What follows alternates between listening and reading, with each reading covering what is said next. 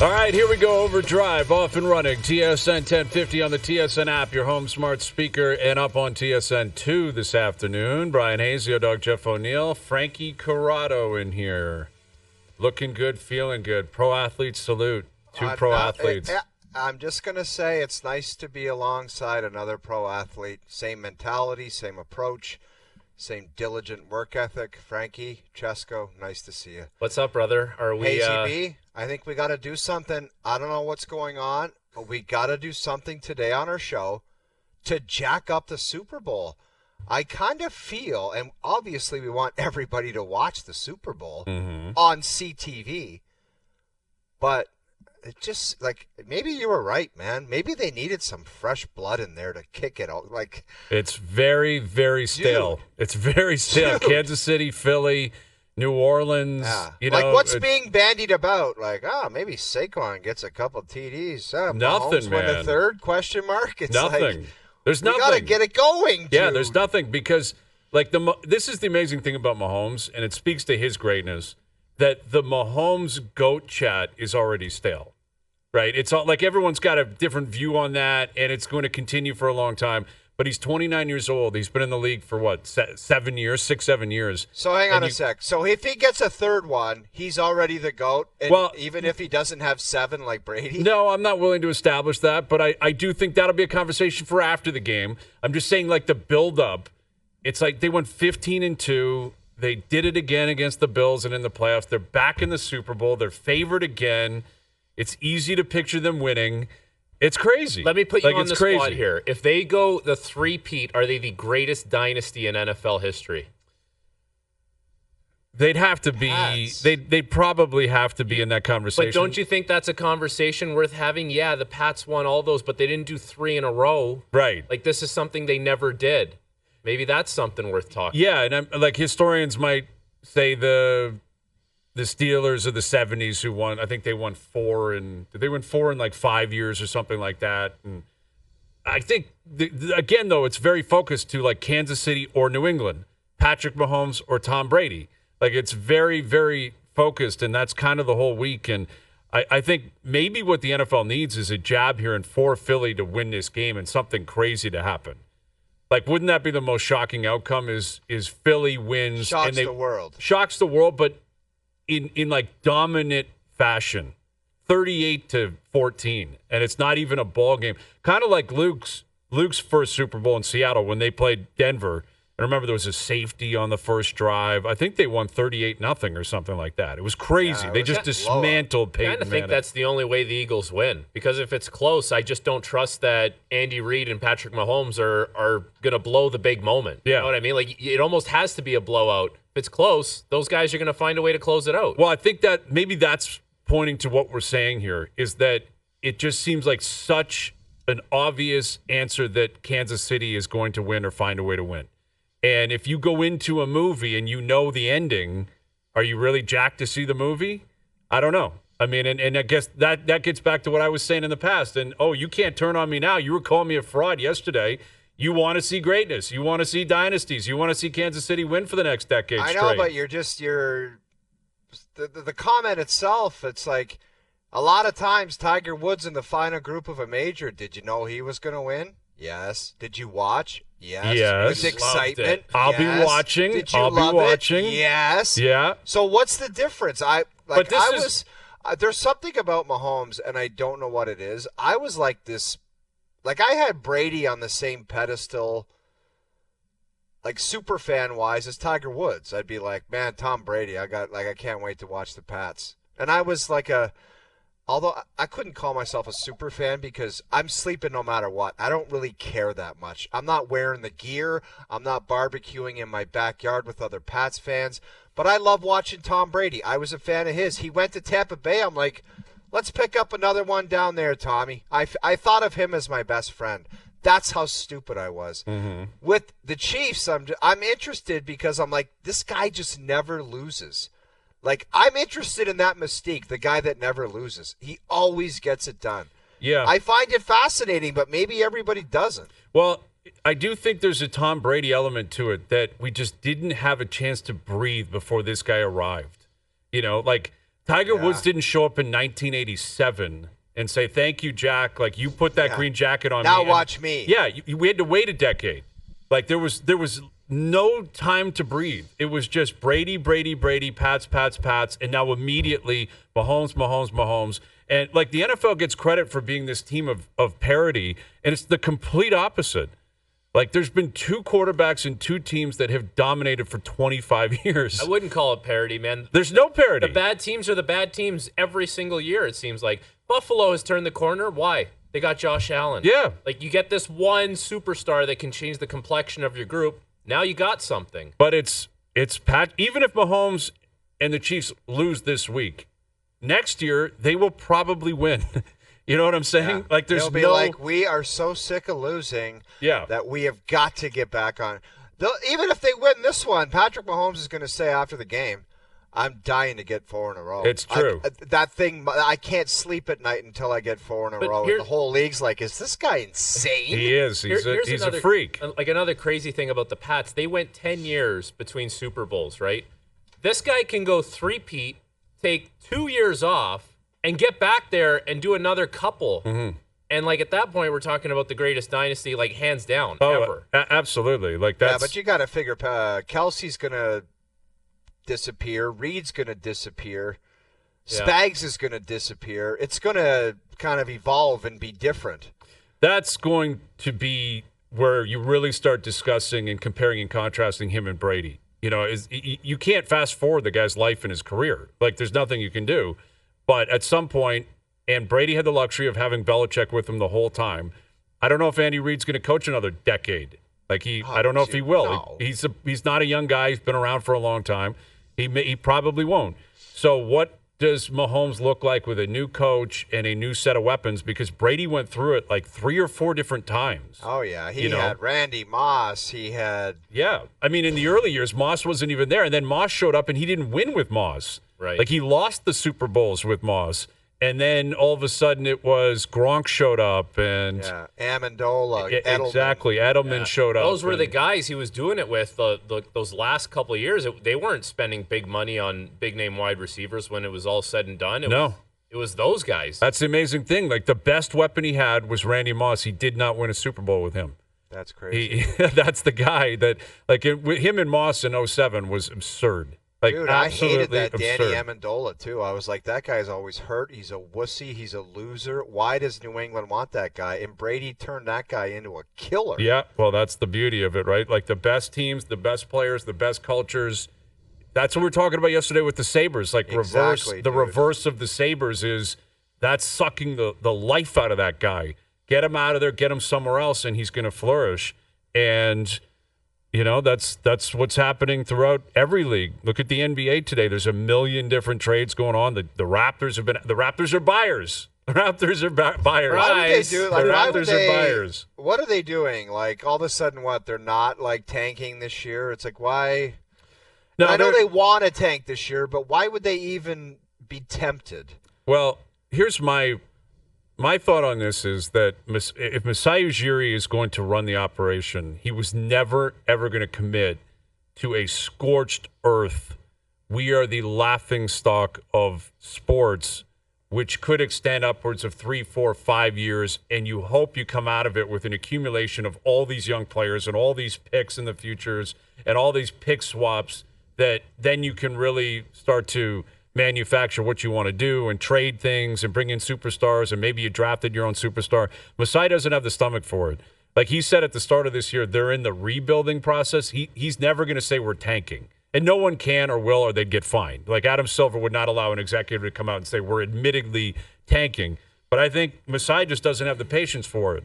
And he wants to expedite the process. And the question is, what is the goal?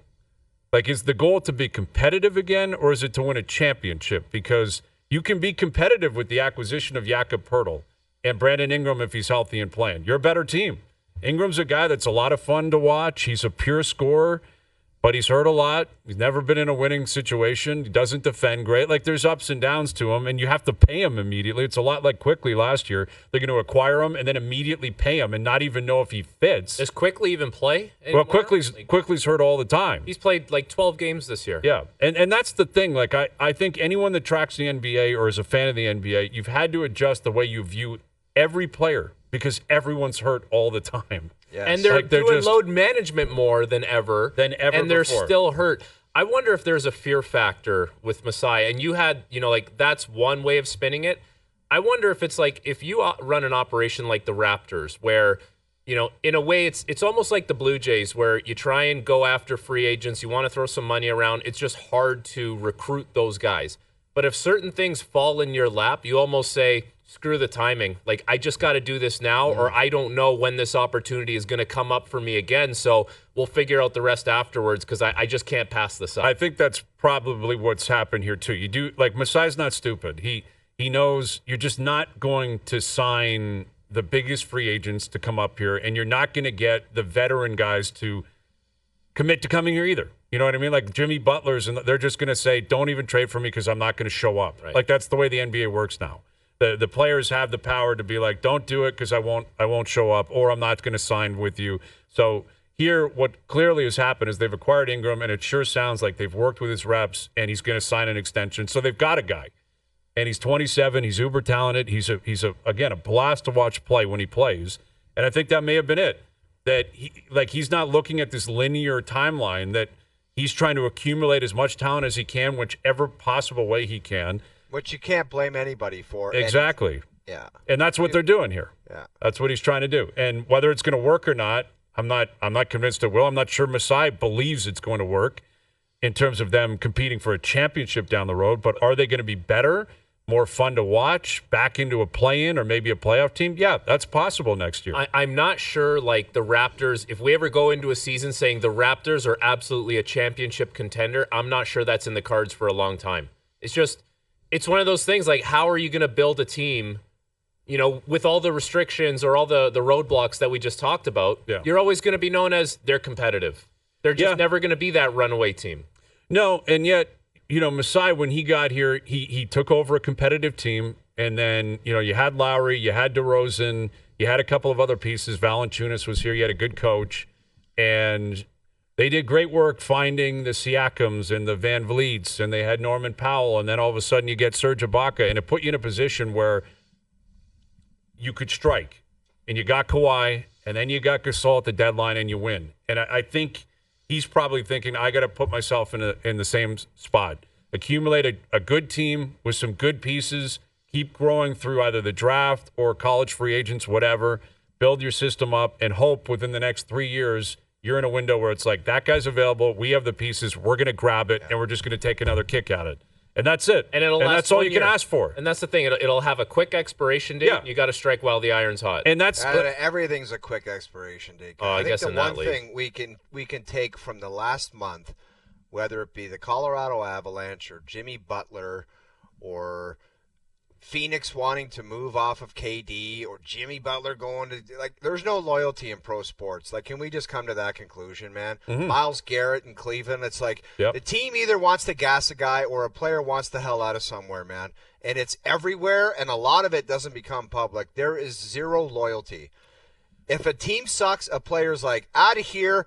And if an organization doesn't want a guy, they're getting you the hell out of there. Like, that's just the way it is. And if you don't think that's the way it is, there's no other way to look at it. There is zero loyalty in pro sports. It is a business, and that applies cutthroat, to both parties, man. Oh, yeah. Think about how happy the Miami Heat was with Jimmy Butler a couple years ago when they're marching the playoffs. It was like, Jimmy Butler, coffee place in Miami. This guy's he's the cat's meow. Yeah. Now it's like we can't stand the sight of this guy's face. Right. And not only that, like, Jimmy wins in the end because he gets to go to Golden State. They immediately give him $120 million. Dude, no kidding. Like, why the hell do they think they need to get – do they actually think – and that's another thing that drives me nuts, Hayes.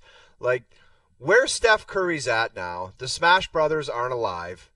Like, Draymond's seems like he's 100 years old. Do they think bringing Jimmy Butler out there – like, they're barely sniffing around him. Man. It's desperate. It is. So, like, Is it the only way out of that for that organization to go to Steph and say, do you not want out of here? And maybe that's the only way we can turn this around with picks or whatever. That's what it is, man. It's them. Yes. It's them saying, Steph, thank you for everything. You won us all those titles, that dynasty. We got a new building. We'll go get you Jimmy Butler. Yeah, we're going to try to keep it alive, man. And that's ultimately what it is. And listen, it happens in sports on both sides. Like the majority of it is losing. You reference Myles Garrett. You reference or money related. But even like Kawhi is a great example. Kawhi came up here, won a championship, and left. Tyreek Hill won a Super Bowl, was playing with Mahomes, and said, I want out because I want to go somewhere else. I don't want to get money. I thought KC were the ones that said, I think it was a combination. I think it was Tyreek was kind of like, you better pay me or we're going to have a problem. Then after that, they probably said, see you later, pal. Absolutely, and they made the right choice. Yes. They've gone to 3 Super Bowls without him, but like Tyreek, he could have got paid. It may not have been exactly what he wanted, but I'm sure they could have made that work. But there's no rhyme or reason for why a team or a player, but generally it's steeped in it's competition, it's business, every dollar counts. You're all trying to win, and in the end, there's only one winner. Dude, I think there's one winner in every league, and there's a lot of teams, man. I wouldn't discount the coach in Golden State in a lot of that, looking at San Antonio and Popovich and saying, I don't want to be that. Like, he's got Wemby, and that's going to be that'll be a big shift in how that organization operates. Are you kidding me? operates. Pop's the horniest guy in the NBA right now. No, Steve Kerr's like, I'm going to go down in flames with this operation. Yeah. But he had all the years of that team being terrible from the time they were good to when they got Wemby. Now they got Wemby, and yes, he's all horned up for sure. I think Steve Kerr looks at that and says, I just want to kick this can down the road as long as possible because I don't know, what is that window, 5-6 years until you really bottom out and you can grab a Wemby? And if you're fortunate enough, if that guy's there that year, because not every first overall pick is built the same. And that's a great point, too, in terms of, like, tanking and all that. If you tank in a year where you've got a player that just isn't that good, man, it's a real struggle. Like the Raptors, when they had their first overall pick, it was Andrea Bargnani they chose. Yeah. Now, you can look back and say they should have taken LaMarcus Aldridge or whatever, and Aldridge was a much better pro and a better player. But it wasn't Wemby waiting for you. It wasn't LeBron. It wasn't. That's just it. If you're not tanking in the right time, what do you think you're getting? No, I know. But don't you find there's always teams, especially around that, like, didn't the Atlanta Hawks trade like one of their stud players? And yes. That's what's tough. Dude, that organization must be thinking, hang on a sec. So what did you guys want to do? Just be a player in this so somebody mentioned the team's name and you just got to get rid of a good – we've sucked forever. Yeah. Well, that's it, man. That is what is, I'm sure, terrifying for Masai is when you've gotten to the top and you know what that feels like and to bottom out, man, it's got to be really uncomfortable. Do you want to be the Atlanta Hawks for 10 years? That's it. The Hawks, the Charlotte Hornets. The Pistons. Yeah, like Detroit, exactly. Like everyone's raving about Detroit, and to their credit, they've won a lot more games this year. They're still a game under 500. Like they're not winning anything right now. So that's how bad they've been, though, Hayes. That them being one game under 500, people talk about them parading in the streets. Like they're back in it because they're a game under 500 and probably going to play in the play-in. But there's different levels of expectations and different levels of what you would deem as a successful season, and we've been dealing with it in this city, with all the teams, a lot for years. Where the Raptors were up and the Jays were up, and they've gone up and down, and the Leafs have been pretty consistently in the same spot for like 4 or 5 years. Right, where you're just, you're good, you get into the playoffs, and everything's about one, 2 week they've been to doing 2 that month for more window. Than 4 or 5 years. They have, but the first couple of years it was great because they hadn't been competitive for so long. Right, like the first 2 or 3 years in the playoffs, it was just free money. When Matthews arrived and Marner and them, when they got in, they lost to Washington that first year. It was like, whatever, who cares? That was awesome. Could you wouldn't it have been nice, guys, if they could have picked one off in those early years? Looking back on it now, looking back on it, then you just don't get to the stress point of the Montreal series and different things that have happened. It's like that's what some of the teams did. The LA Kings, the Blackhawks, the Pens. Like they picked one off early, and then it's like, okay, let's see if we can get another one. Mm-hmm. As an 8 seed, the LA Kings. Could you pinpoint when it went from this is all just great experience, man, these guys in a couple more years, like forget about it. They're going to be conference finals every year to what the hell's going on? Like they can't do this thing. There had to have been a year where it just flipped and you're like, okay, it's not a young group that just got there anymore. I'm trying to think back to the post-Sports Center hits we did after the Leafs were punted. And I think it was the third year making the playoffs where Duthie looked me right in the face and said, "Would you make changes?" And I looked at him and I said, "Absolutely I would." That was after the third year they made the playoffs. Mm-hmm. And the big talk about that was, okay, you've got all the forwards, you've got to move Nylander for a defenseman. But think about how stupid that would be looking at what Nylander is now. Well, exactly. And to credit to the Leafs for not jumping. If Brett Pesce was playing for the Leafs and Nylander's chasing Draisaitl down for a rocket, you'd want to throw up. Yes, so you would. For all the people that were like, get rid of Nylander and get Brett Pesce, take a look. Yeah, obviously that was a very smart move to avoid. Now, the logic behind it was reasonable, and it wasn't, again, as we've established, it wasn't personal.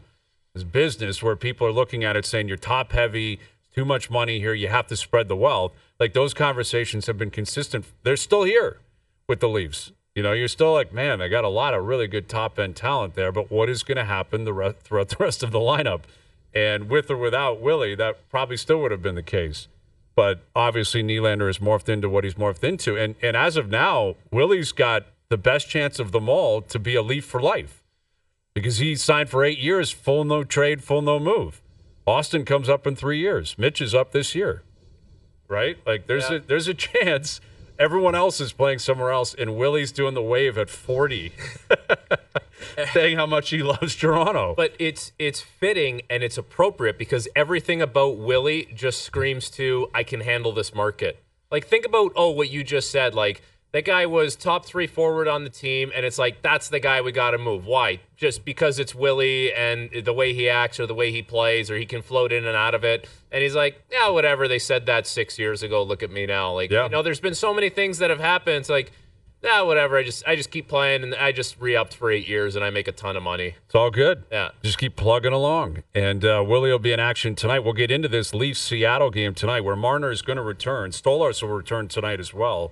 But it looks like they're going to team up Marner with Nylander and Tavares, so they're going to keep Domi with Matthews and Nyes. Isn't that overthinking, fellas? I mean, I don't know. Are they trying to say, let's create some balance here, and Matthews, you drive your own line? Or that would be my guess. And they're trying to make Max Domi feel like you got something going. Because he played well the other night, and that line played well the other night. More on that throughout the afternoon. Again, we'll get into the trade deadline in the NBA and what are the Raptors doing? What is the plan here? What is the goal in the end? Josh Lewenberg will join us to try to get that answer, and we'll continue to recap what's been a pretty crazy day and continue to look ahead to the Super Bowl as well on Sunday. OverDrive continues. TSN 1050 and on the TSN app. All right, OverDrive continues, powered by FanDuel, bringing you everything from the opening line to the final score. Bryan Hayes, Dog, Jeff O'Neill, Frankie Corrado. Got Darren Pang coming up in just over half an hour. Panger was calling that Oilers-Blackhawks game, which turned into a really fun game. Oilers winning in overtime. And the Leafs are in Seattle tonight. The rare 10:30 start midweek. I don't like it. Not at 10:30 tonight. Is it 10? It's 10 tonight. Okay, 10 I can kind of accept. I thought it was 10:30. A couple things about that start time. I can't focus for more than like 5:30. I'm ninja dust today because I have to have a nap and then get ready. I can't stay awake until I go to bed at 9, man. I got to do a game at 10. I know. And this is a warning for Doogie tomorrow. I know it's a Friday Super Bowl.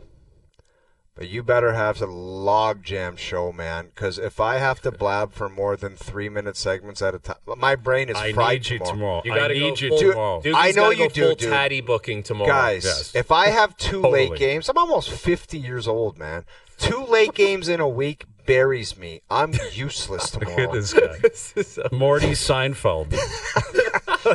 You are Morty Seinfeld. I can't. I can't. Right, this fine. job affects my brain power, man. Okay. I swear I can't put it together the next day after a game. All right, Morty. Let's leave it there.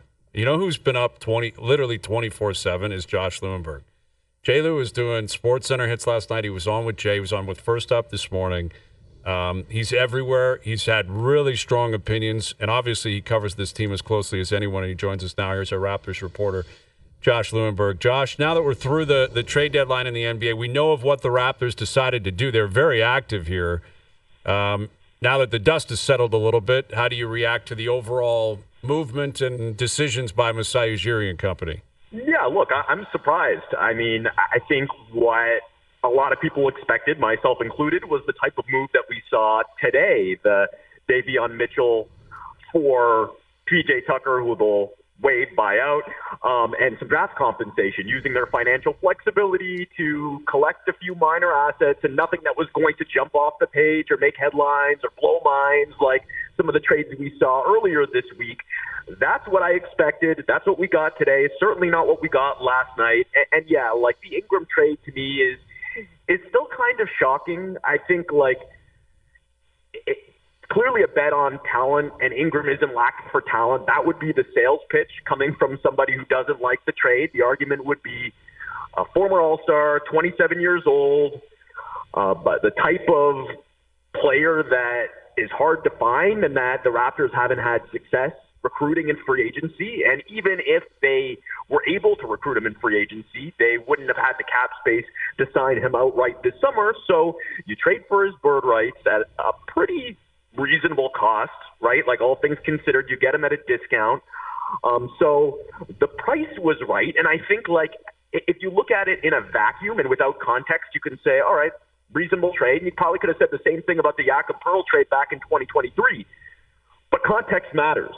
The situation matters. And the context here is this is a team that's 16-35 in the first full year of a rebuild. They've been preaching patience and staying the course, and this is not what patience looks like. It's funny because, like, this is a team that for so long was so reluctant to rebuild. They didn't want to do it. They waited too long to do it, but they finally did it, and they were actually embracing it. They had a plan. It was a clear, decisive vision and path. Short-term pain for long-term gain. They were developing around Scotty, and they were losing, and they were planning on building through the draft. Whereas now, like, not to say that can't all still happen, but it's just more complicated bringing in this talented player who's good, maybe even very good, but not good enough to really, really move the needle in a way that they are going to need in order to set themselves up for a championship caliber future, to contend, not just to be back where they were before the rebuild in the murky middle. And that's the danger here, is if they're wrong, if this bet doesn't pay off, that's where they are. They're not in a rebuild anymore, and they're certainly not contending. They're back where they were in limbo, and Masai Ujiri would have to wear that. So this is a big gamble and a big bet on their part, and they're betting, by the way, on a guy who hasn't played more than 64 games since his rookie year and has won 2 playoff games in 9 seasons. J. Lou, anybody in pro sports that I've talked to about a rebuild and the importance of what needs to happen, they all say the same thing at the top of the list. The most important element of it is not to deviate from the plan, regardless of the temptation. So where do you think that leaves the Raps? And for the casual fan that says they better still be tanking for this season to get this flag out of Duke, where is their standing in that? Yeah, that's a huge question here. And look, I think there are a few questions that are ultimately going to determine final judgment on this trade. One is how they approach the rest of this season, just in general, but especially as it pertains to the availability of Brandon Ingram, because he's injured right now because of course he is. We don't know a whole lot about the nature of this ankle sprain and a timeline for his return. The last update that I believe we got was from the Pelicans, that he would be reevaluated in 2 weeks, and that was 6 weeks ago. So we're going to talk to Bobby Webster here once the trade calls have been completed and the trade is official, and hopefully get some more information on what their plan is with him from like a health availability standpoint. If they tell us, and if we see over the next few weeks, the plan is, all right, have him practice a few days and get him cleared and bring him back, and then he's in the lineup full go, then, yeah, that changes things significantly, because it's going to be really, really hard to tank. I think look at the last 12 games. They won 8 of them. They're getting healthier, and the schedule is getting easier, and the remaining schedule is the easiest in the NBA. So even without Ingram, the tank plan was going to be difficult, not impossible, especially once you start with the roster manipulation in March and April. Oh, this guy's got a sore back, this guy's got a sore knee. But it becomes a whole lot more difficult now, especially if your plan is to play Ingram. I assume that he wants to play, and I would assume that the Raptors want to get at least a brief look at him before paying him probably somewhere in the neighborhood of $40 million a year over the summer. So the question is, can they slow play his return and be selective with the games that he plays as well as the games that the other starters play over the final few months of the season, and do that enough in order to maintain their draft standing, their lottery odds, which is 5th from the bottom right now. It's going to be really, really tough because there are a lot of bad teams that have a lot of incentive to lose right now. And if you've looked at the schedule over the last couple months of the season, man, it's cake. Like, you're going to have to sit probably 2 or 3 of these guys in order to lose to the likes of like Washington and Utah and Portland and Charlotte. And those 4 teams make up, I think it's 10 of the final 19 games.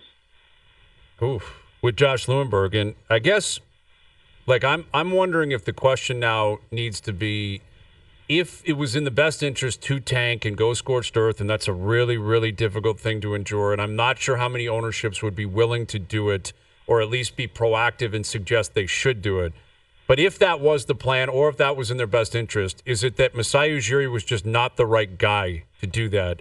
Because it's become abundantly clear here, he can't stomach that.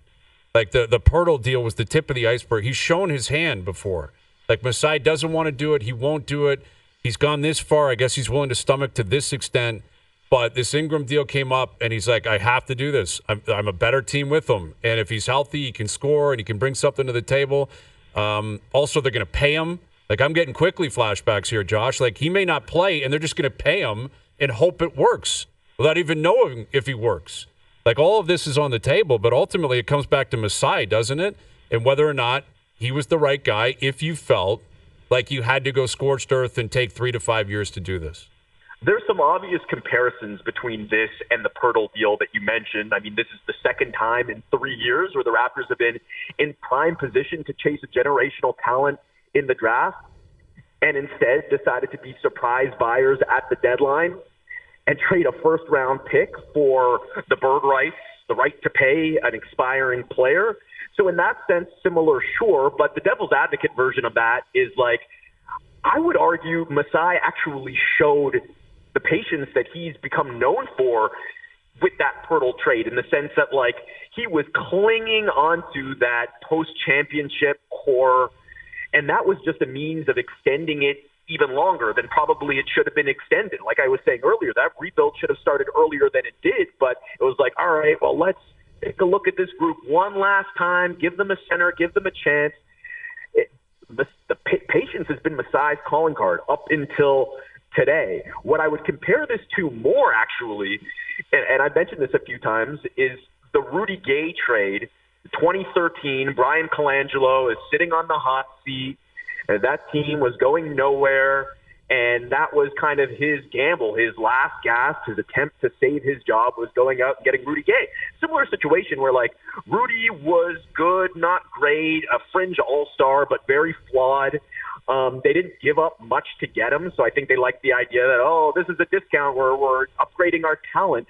But he comes in and he clashed in terms of, like, skill set with the guys that were already here. DeMar and Kyle, and had very similar strengths and weaknesses. And the result was he stunted their growth and froze that team in mediocrity ultimately until Masai comes in and cleans up that mess. And I looked at this and said, okay, well, pretty clear now in hindsight why Colangelo felt like he needed to make that trade. He was clearly feeling the heat, clearly under pressure. And I wondered to myself, like, how is Masai going to handle this? This is not, to me, a Masai Ujiri trade. Like, this is completely out of character for him in the sense that he has always exercised patience. And again, this is not what patience looks like. But at the same time, we've never seen Masai in this situation before. We've never seen him First of all, under this kind of pressure or scrutiny with the fact that they've missed the playoffs in 3 or 4 years and obviously the impending ownership change in MLSE. So maybe he was feeling pressure in that regard to get things turned around pretty quickly. But we've also never seen him navigate a rebuild. And to your point, Brian, like maybe he just didn't have the stomach for it. You mentioned temptation, and that to me is exactly what this is, because you can justify this, and I'm sure the team is going to, for all those reasons that I talked about earlier, talent and all-star in his prime and all of that. That temptation is always going to be there. And Masai was looking at quotes from last April when he was talking after the season, and he talked about the fact that there's going to be temptation along the way, but they have to stay the course, and they have to be patient. And here we are, like not even a year later, and they're not able to stick to it. Now, I don't think this is ever going to be like a Detroit Pistons rebuild or like what Washington's about to go through now. They're in a pretty fortunate spot where they've got Scotty Barnes, and like I think this is only going to be this 1 year painful season. Suck it up, get a good pick, and then next year you try to push forward. It still might be that if they've really got to find a way to thread the needle here and execute this over the next few months, then all of a sudden you got a good pick and you've got Brandon Ingram this and next year. Maybe that will make people feel differently about this trade. It would probably make me feel differently about it. But for now, I'm confused and skeptical. So with all that being said, like when the dust settles and if this group is healthy, how competitive are they in the Eastern Conference? A middling team. And I might be wrong. Like, we'll see what Brandon Ingram can turn into. Like, this is a bet on him getting healthy and staying healthy because, to his credit, when he has been healthy before, he has looked like an all-star caliber player. Not perfect. And that's the thing is, like, you're not just compiling a roster on paper. It's not just about accumulating talent. We've seen that before. We've seen it not work out before. So much of it is fit and timing. We've talked about the timing and how it doesn't necessarily make a lot of sense. But how about the fit, too, in the sense that, like, really gifted scorer, but does a lot of his work from the mid-range, where right now Scotty Barnes and RJ Barrett operate. He's not a great three-point shooter, which they could really use one of those right now. And he's not a great, or at least not a consistent defender, and they could really use one of those too right now. So, yeah, like I'm not sure from a fit standpoint how this is going to work. They've got a lot of talent on the floor. They're still pretty young, and they've shipped out a lot of veterans today too. So I think they're better. They can be pretty good, but like, are they anywhere close right now to pushing for even a playoff spot? Like, play in, sure, but a wise man once said, play in for what? I'm not sure he still believes that. Yeah. But, yeah, I mean, I just don't think that can be your ceiling. I think a lot of people, it's funny how things have changed over the last few decades, because I think at one point the idea of a team coming out and saying, oh, we're rebuilding, like there would have been uproar. Mm-hmm. But when Masai Ujiri used that word and used it a number of times on Media Day, people were happy. People were relieved. Fans get it. And it was too long, too much like stuck in limbo and clinging to the remnants of their championship past. They were finally progressing towards something and building something that was actually starting to take shape. And that's the crazy part of this is, like, it's not like the brief period of rebuild that they actually had was a disaster. It was successful.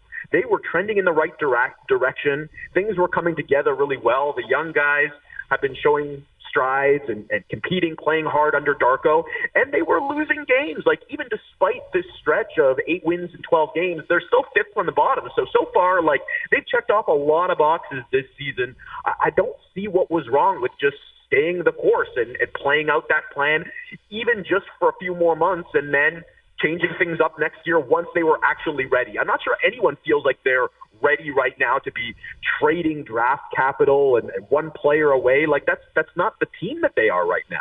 No, it's not. And with or without Brandon Ingram. But listen, the glass half full, I guess, from an entertainment standpoint, is when this guy plays, he's a lot of fun to watch play. He's a pure scorer, like you said. He's a former second overall pick, and we'll see. He's been laboring with this ankle sprain for 2 months. So who knows when he's going to play and how much effect it's going to have on the rest of the season. But pretty crazy turn of events. Appreciate the breakdown as always. Thank you, Josh. All right, guys. Talk soon. Josh Lewenberg, our Raptors reporter. It's been a couple of perplexing moves from Masai I got and the one Raptors. for you. I got a perplexing potential move for someone. There's talk that Brooklyn is going to buy out Ben Simmons, okay? Mm-hmm. After I read that sentence, it said potential suitors are X and Y, and I'm like, what the hell are you talking about, potential suitor? One was the Clippers. What are you talking about, potential suitors? I don't know. How could you possibly want to bring that cat into your locker room? People can't help themselves when they see the scrap heap and they're like, I can get it at a 75% discount. No big discount. way, man. This is different, man. He is a different beast. He represents something very different. This is the swamp. This is like the swamp where you got to travel to. You've got to portage to. This is the depth of the swamps. This isn't a scrap heap. No, it's something significantly worse than that. But someone will sign him because he's still got the talent and he'll show up and he'll look good. Yeah, but what would that boardroom meeting look like, Hayes? Saying, I think if we give him a shot, he could ... I don't have an answer for you. That's anything reasonable. It's desperation is what it is. But that's what you get in a sport. That's what you get in all of these sports. There's so many teams. It's watered down. Dude, everyone loves a sale, just like in life. You see that 75% I'll take it. off, you're like, that looks, I don't need it. Yeah. I don't necessarily want it, but for that price, I'll take it. Yeah, exactly. And that's kind of what happened here with Ingram, where they didn't pay a significant price. Like, they were always moving off Brown. Olynyk's got no future here. The pick is the Indiana pick. It's got some protection on it. It's just, what do you think you're getting with him in terms of this team? And how much is it going to expedite the process? Is there a Scotty Barnes element to it where Scotty's made it clear, like, you better get me someone or I'm going to be unhappy? I don't know. Maybe that's a part of it. I'm not sure. Is there heat from upstairs? Like, you better get back into the playoffs? Possibly. I find it hard to believe Masai would kind of buckle to that, but he does have bosses. Everyone's got bosses. Is there right? empty seats there, right? Like, well, yeah. I mean, it's a down period. Yeah. They still sell, but it's not to the same extent. And listen, it's an awful season. They're a horrible team. But we knew that. But anyway. You knew that, exactly. So you just got to take what you can get out of it and hope you go to the right game where the right opponent's in town and maybe they get a win. And, in reality, Washington, New Orleans, Utah, Charlotte, those are the bottom four. It's probably not going to change with or without Brandon Ingram. And you're competing with probably Brooklyn to see if you're fifth or sixth from the bottom. And that's where you're going to be. And maybe you win the lottery, you get Cooper Flagg, then you bring in Brandon Ingram. Like, that's glass half full. You bring in all this talent, you try to make it work, you take a big step next year, and you move forward. I mean, that's what you're hoping for if you're a Raptor fan right now. All right, Darren Pang in about 20 minutes. Leafs in Seattle tonight. Bunch of games in the NHL. And still waiting on word of Sidney Crosby and whether or not he's going to be able to make it to the Four Nations face-off. Skated today, but gingerly. Did not look great. So more on that still to come as well. Overdrive continues. TSN 1050 and on TSN 2. All right, Super Bowl Sunday rapidly approaching, and every incredible playoff moment on TSN is powered by Bud Light, a refreshing taste that's easy to enjoy. Tune in game day for pulse-pounding action. Picks will be happening tomorrow. We'll catch up with Luke Wilson tomorrow. Al's brother will be around. It's going to be a fun one. And once we get through the Super Bowl, it is going to be all about, I guess, the Four Nations face-off at that point. And Marner's playing tonight, so he'll be there. Quinn Hughes is not playing tonight, and Sidney Crosby skated today, but did so and looked very gingerly, and he was on his own and not with anyone else. Didn't shoot. Like, that was noticeable. He was passing the puck around. But then there's the approach of Pietrangelo, who had a nagging injury 10 days ago, continues to play 30 a night and says, I'm pulling the pin. Can't do it, man. Dude, and he got rocked. When was that? The Rangers. Coolies. Ooh. It was a few days ago. Yeah. Cooley, that was one of the biggest hits we've seen in a long, long time. It was a great hit. Yeah. Dude, if that guy's out on the ice, it's Sidney Crosby, man. He's going to play. Quinn Hughes, I think Quinn Hughes is the ultimate professional, knows his body. He's just going to say, look, if this is something that's going to potentially make me not play when this is over, I'm not going. Like, he's not stupid, man. None of these guys are. You're right. And I think with Quinn Hughes, Vancouver would probably approach that and say, whatever you want to do, like, you've been through enough this year. So, like, it's on you. We're not going to try and persuade you anyway. They will do anything to keep that guy happy at this point. Yeah, and as they should, but that's a big loss. I mean, it'd be a big loss to miss out on Sid. It's a loss for Pietrangelo not to be there. But Quinn Hughes, the way he's playing right now. Yeah, MVP caliber. Yeah, the guy's been maybe the best player in the league this year. You could legitimately make that case. And it would sting for the Americans. But, yeah, I guess we'll cross that bridge when we get to it, man. I mean, we're not quite there yet, but we're going to have to find out real soon. Like who's in, who's not, who the replacements are. And that's another element to it. The replacements are they probably – do you tip them off? You have to give a guy some sort of an advance so that he knows. Like, it's unfair to they've all been told Mark Scheifele and Hyman and Suzuki or whoever. It's like, am I getting a call or not? No, I think all these guys are like, hey, you're on a short list here if something happens, so just be aware, right? Like, I think Caulfield even had that. That Scheifele better be on a short list, man. Like, he would have to be. Dude. Yeah, he's playing great. They've been great. Unreal. Yeah, top 15, 20 player in the NHL this year. His line is one of the best lines in the league. Like he's got a little difference to his game too, where it's like he kind of cares a little more away from the puck than maybe he has in years past, which I like. Yeah, they're rocking right now, man. Like that line, Gabe Velarde's been a huge addition for them. Dude, like massive. He's so good. He's so crafty with the puck, and yeah, we'll see what comes of that. All right, more on that into the next hour. Darren Pang will join us, and we'll continue to tee up the Leafs in action tonight. Overdrive continues, TSN 1050 and on TSN 2.